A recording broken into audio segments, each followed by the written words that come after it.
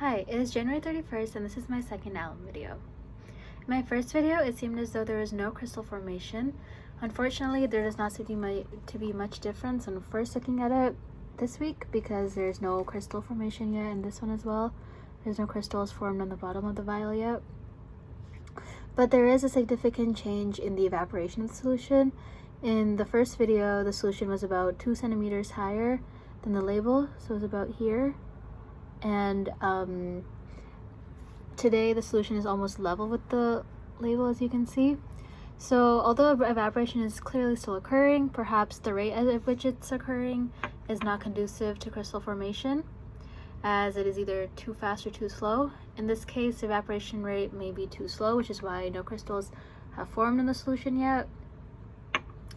Since I've removed the cap and replaced already with the Kim wipe and rubber band, another way to encourage evaporation could be to increase the temperature of the environment itself.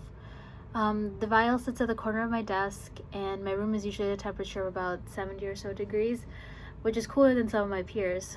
So by increasing the room's temperature to 75 degrees, the warmer environment may cause the molecules within the solution to move faster and therefore increase the rate of evaporation. This was one of the strategies present in the article Troubleshooting Problems in Crystal Growth on Taco.com. Moving on to the calculations for this week. In order to calculate the percent yield for the alum synthesis, I need to first calculate the theoretical yield of the solution. I recorded the mass of the aluminum foil that we used during the lab as being 1.05 grams, as you can see here. I used the net ionic equation as shown here to determine the stoichiometric ratio of aluminum to alum, which ended up being a 1-to-1 ratio.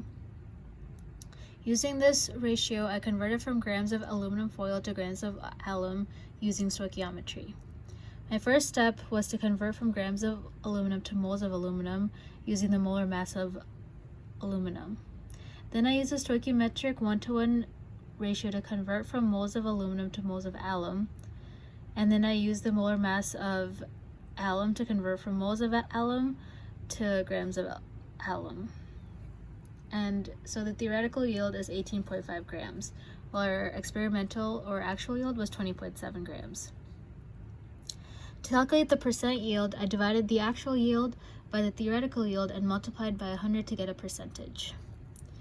This resulted in me getting a percent yield of 112%.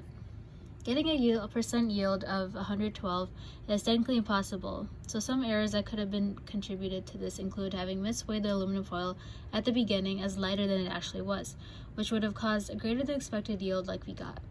We may have also not vacuumed it completely with some water remaining when weighing the solid, which could have resulted in a heavier mass and therefore a higher percent yield. Thank you.